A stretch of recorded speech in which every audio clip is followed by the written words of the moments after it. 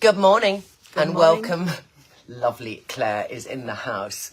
And Claire is our, I'd say, in-house expert on everything skincare, basically. But I thought what we'd do today in Skincare Q&A, and we'll answer questions at the end on other subjects, is we're going to look at terminology, because I think there is so much terminology there, and there's also so much gobbledygook, and there's so much like microbiome, broad spectrum, whatever they might be. We've got this bowl of terminology from skincare here, and I'm just going to pick one out the hat and we'll discuss it. I hope it's going to make things really clear in skincare when you're on this journey to know what to buy and to be informed in your choices. So I'm going in and we're starting. All right, epidermis. This is such a good one. I'm so glad we started this one. There's a lot of talk, Claire, about the difference between the epidermis and the dermis. And whenever I talk about these two little babies, I talk about melanocytes in the middle because I talk about pigmentation going to pop through.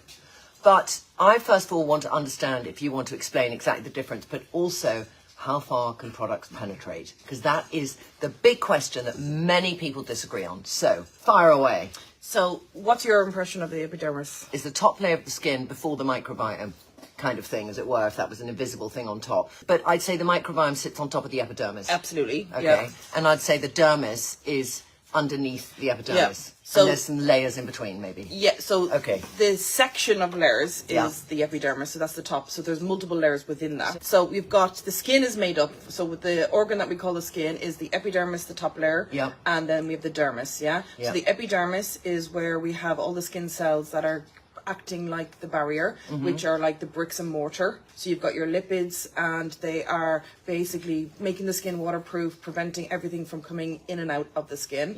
Whereas the dermis is further down, and that's all the structure of the skin. So it's your collagen, your elastin that is in there providing your skin with structure. Like a house that might be built out of concrete but clad in wood. Yes. Kind of, like the concrete is making the house stay up, but the wood is making the house look pretty. So it's a tough one because we always talk about the epidermis, the bricks and mortar, So then it's kind of like the scaffolding of like to hold something up is really the dermis, and the bricks and mortar is like that structure. All right. Now dermis might be in here, but I feel epidermis goes to dermis. So So should we wait if dermis is going to come up? All right. So all agreed. We know what the epidermis is. When you put products on, do they go further than the epidermis? They can do. They can absolutely. do. So it just depends on how it's formulated. What products would stay on the top layer of your skin? So everything's formulated to do a job. So if you have an SPF, you want it to stay on the surface of the skin. If you have a foundation, you want to stay on the surface of the skin. So the ingredients in that will be of a larger size, molecule size, that they will stay on the surface. So is it about their molecule size, and is it also about texture? So if you have an essential oil, it's not going to trickle down anywhere, is it? It's really surface of the skin, big molecule size. I mean, not essential oil. It's not facial oil. A facial oil, it depends, but most facial oils, the molecule sizes are quite big, so they are staying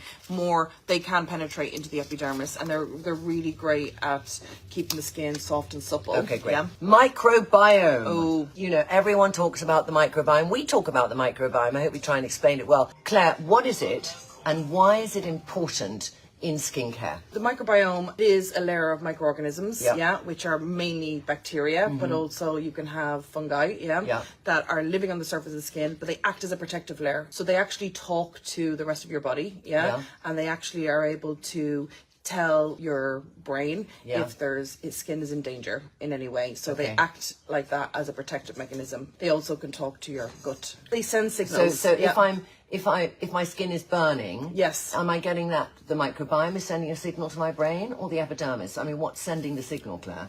Both, So your first line of defense is your microbiome, So you know when people get like infections on the skin, so if you have a fungal infection, dermatitis, or whatever, so that is your microbiome is reacting, All right, and that is actually what's going out of balance. Rosacea?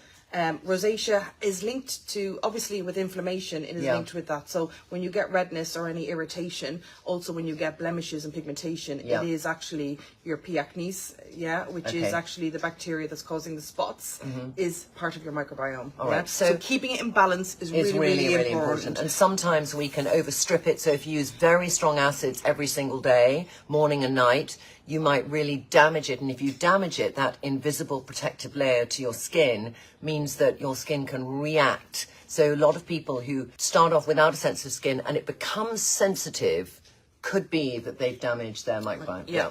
So getting it back in balance is actually one of the first steps to do. So a lot of, when we talked about cleansing and how our cleansers actually can really make a difference, it's because we actually are respecting the microbiome. We're not damaging it. A lot of cleansers are too harsh. Yeah. They actually strip out the skin. The microbiome goes out of balance, and your skin is always... It's always trying to catch up. Where actually we're able to keep it in a really healthy place. Next one, UVA. We're going to do quick fire now. UVA. UVA is obviously a UV ray coming from the sun. It is got a long wavelength, so penetrates deeply into the skin. It damages the dermis, and therefore is the ray that is most associated with aging. So I say UVA, A for aging. 80 to 90% of your aging is caused by UVA. And UVB, I just want to bring it up. B for burning. It's a shorter wavelength, damages the surface, most quickly associated with cancer. You can still get UVA takes longer to work. That's why you age over a longer period of time because of the sun. B, you can get burned straight away within like half an hour if it was me, or less. So that's why SPF is being developed, regulated, tested to prevent UVB burning, because it is linked to causing cancer. You just have to get burnt once to have skin cancer if you need. So SPFs used to have mainly UVB. Then something came out called broad spectrum, which meant it covered UVA and UVB. And so when you're going to find an SPF now, always look for broad spectrum. Non-comedogenic. How do I say it? Non-comedogenic. Non-comedogenic. Now, I always thought this was sort of non-cancer causing. I don't know why. This is like how much I don't know about that word. And I also thought somewhere that it was not going to be irritating. Comedogenic. You might have seen it written. Comedone is like a blackhead, that will block the pores, So this non-comedogenic is basically just saying non-pore blocking, Okay. I used to see the word more than I see it now. Yeah. Why is that? Was that the trendy word 10 years ago? Yeah, I think, and it just depends on the type of product that you want to use, So basically a facial oil wouldn't be non-comedogenic. No, it's probably comedogenic. Yeah, it's going to block the pore. Yeah, so you'd formulate, to get that claim, I would need to formulate products that are not going to be blocking pores at all, so I would have to avoid certain butters and oils and things like that. So our acids are all non-comedogenic. Absolutely non-comedogenic, and then you would test, then you would also test it. This is the big heavy one. This is one which is one of the most controversial things in the beauty business. Parabens, because there's a lot of people who want their products now paraben free, and so I first of all want to ask you what parabens are, and then I want to ask you about, do you believe there should be no parabens anywhere in skincare, and what's your argument for this? So parabens are preservatives. They're natural preservatives that obviously make sure that your product doesn't go off. So number one, they're very, very useful. Number two, there's a lot of bad press about some parabens, that are linked to cancer. Now, the parabens that are used in cosmetics are safe, but they're part of a family that have some research behind that say they could be associated. The research is not conclusive, so it's not like 100% they are or 100% they're not. There is evidence, and there's lots of evidence that they're not. So it's a very confusing. The consumer is wanting paraben free. Thing around greenwashing, we know that actually for me, as like formulating a product, parabens are actually one of the safest non-irritating preservatives I could use in my product.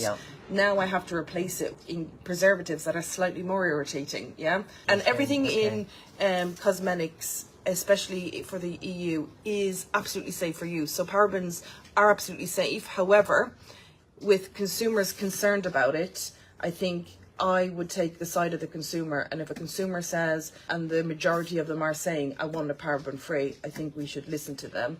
But there is a lot of backlash now within the industry where people are purposefully putting parabens back in. So, interesting. There's a lot of delicate chemistry involved. Also, when we talk about the parabens and the amount that is used that goes on your face, is it so minute compared to the tests they've done on huge amounts, or is that not relevant? They actually haven't done tests on you. Like, the thing is, the amount of parabens that would be in a cosmetic are absolutely tiny. Okay, we're going to do another one now. Emolients. Emolients make skin soft and smooth, oils, fats, All right, butters. and so you might see that in the back of an inky list. Would you see the word emollient? No, it's a description generic of that category.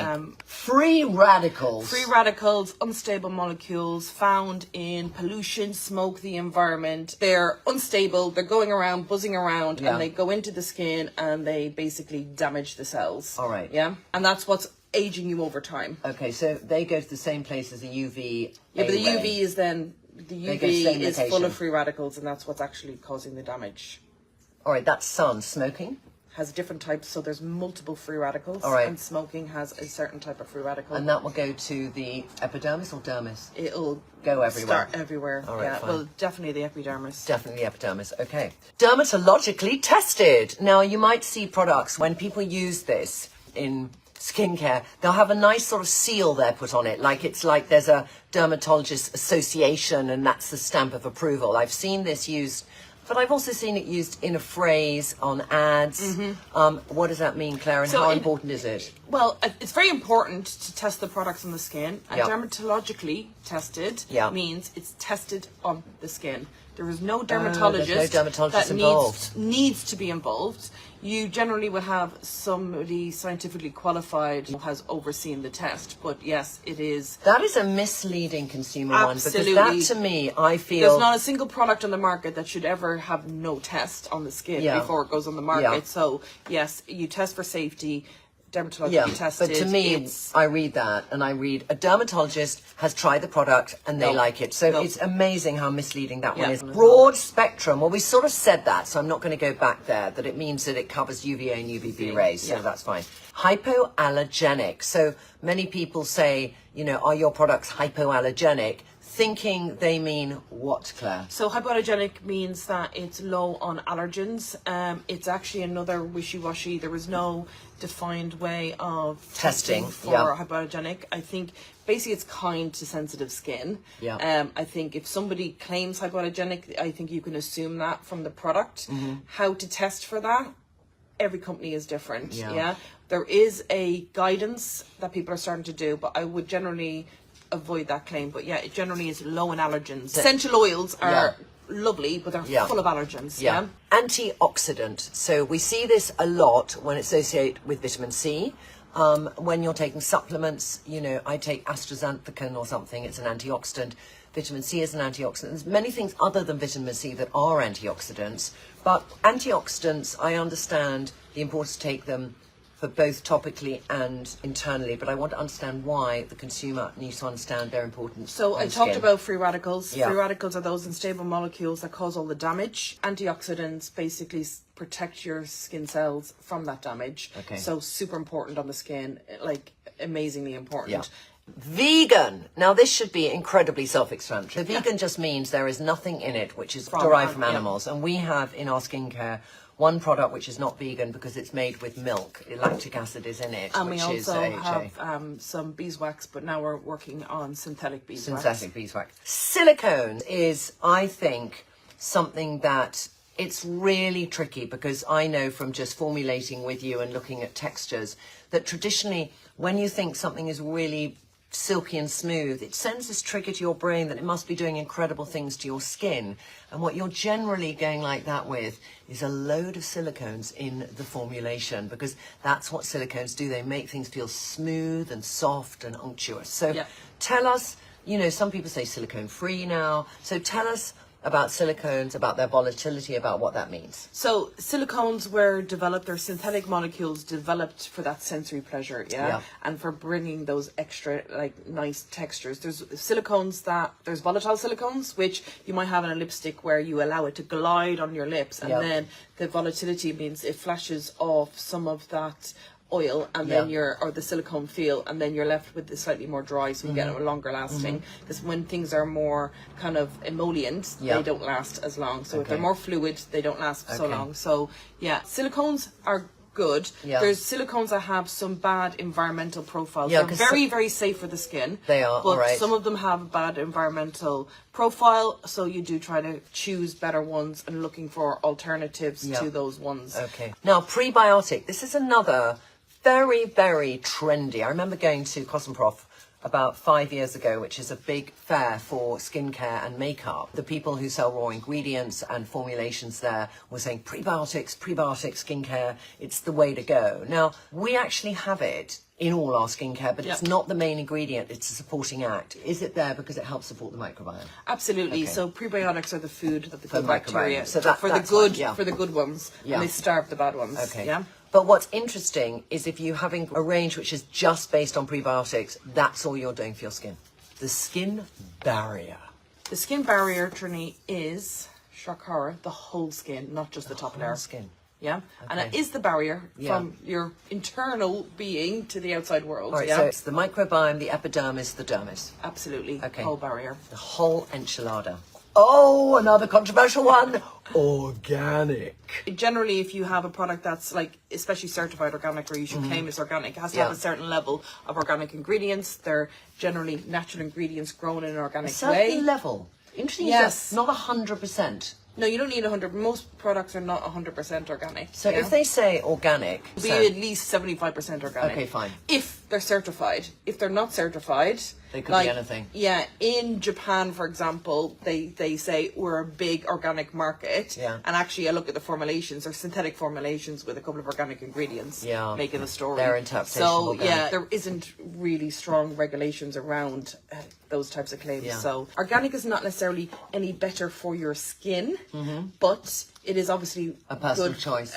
A personal choice, but also great for the environment. Yeah. And generally, organic products, if they're especially certified organic, are going to be full of skin nourishing oils, because they're natural ingredients, oils, fats, butters. So that is always good for the skin. But you would might not be curing pigmentation or getting rid of it's harder because to do that. you cannot put more active molecules in because they would not be grown organically. Yeah. This moves on from organic.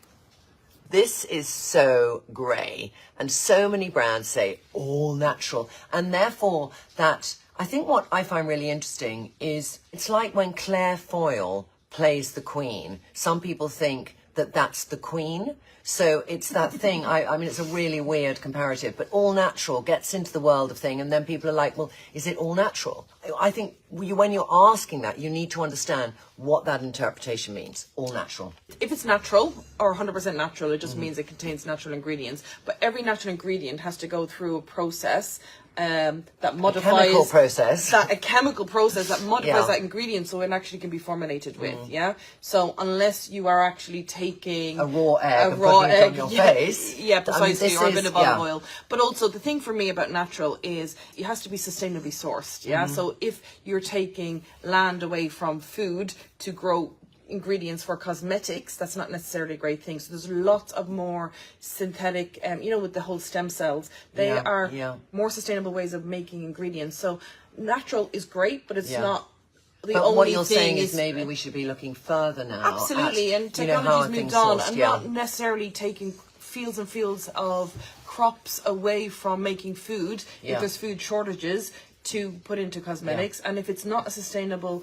and ethical, and the people working the land are not treated in the fair way, then that's actually doing more damage than good. So there's a lot of ethics that needs to be considered. Dermis is the structural collagen is with the home of collagen and elastin. It's under the epidermis. So this is a good one worth staying on. So if you imagine epidermis, dermis, when we talk about ingredients, because a lot of facialists will say nothing can get to the dermis, because if we want to actually stimulate the collagen and elastane to plump up our skin from underneath, because we just remove, that goes down, the natural production of collagen and elastane goes down, then how can you know which ingredients go deep enough to help to stimulate the dermis? So things have to be formulated in order to, and also have to have like a molecular size that's small enough to go down to penetrate. So you don't know that, and as a consumer, you're not going to know that. So you have to trust the company is providing you with the right evidence. Using patented technology, see that a lot. It's normally linked to an innovation, something that is exclusive, that you have then gone through the legal processes of preventing anyone else from using it. And then usually patents last 10 years, and then suddenly you see it on the market. Like Olay had a patent for retinol. And also Olay have... Did they have the original patent for retinoid? No, they didn't. Johnson & Johnson. Johnson & Johnson had a patent retinoid. For the retinols, but also Olay were all about niacinamide. Yes. So they actually then patented every combination of niacinamide, so no one could use it for many years. Okay. That's why you see that's more niacinamide. That's what I meant. Yes, niacinamide, which Yeah. was not talked about 10 years ago, is now talked about. Because only one company could use it. So, sulfates. What is a sulfate and why must skincare be sulfate free? A sulfate is a cleansing agent that is typically considered quite harsh for the skin, so it can dry the skin out. It then lead to be a little bit irritating. Yeah. So we purposely made our cleansers Sulfate sulfate free so yeah. that we actually are not drying the skin out, but actually helping to respect the barrier. If you were looking at the back of the Inky list of your cleanser to see if it has sulfates in it, what words would you be looking for? Sulfate. Oh, you would. Sulfate is sodium sulfate. lauryl sulfate. Okay. Yeah, it will actually Sodium have lauryl sulfate in there. So, so if you're finding your cleanser a little dry, look on the back, and if it has sodium lauryl sulfate, that's probably But there's why. lots of versions of sulfate, but the N word will have sulfate in it. Okay, cruelty-free. And just to point out, there is not a cosmetic company in Europe that can test on animals. And because it's illegal. So we are all cruelty-free in Europe. Okay, let's talk about gluten-free. Why should products be gluten-free? If somebody has a gluten intolerance and they're looking for gluten-free for skincare, can gluten intolerances be so bad that you can't have them in your skin? No, so gluten cannot penetrate the skin. It absolutely has no impact. Applied topically. So if you're celiac, if you have any food intolerances, especially anything to do with gluten, that you cannot absorb it through the skin. Even in a lipstick, it is not going to have an impact. Clinically tested. It should be tested in a clinical environment. With a third party, under control setting, where you have people come in and every single aspect of the study is controlled, and you'll have instruments that are going to measure the skin. You'll have photography. You'll probably have under a medical professional, a scientifically qualified person, a dermatologist. Super controlled study. If you want to show that something is clinically proven to reduce wrinkles, it needs to be done by this independent type of testing. Okay, so if somebody puts that down, that's the kind of testing they've done. Yeah. That's it. Thank you so much. I found that incredibly informative. I learned something new.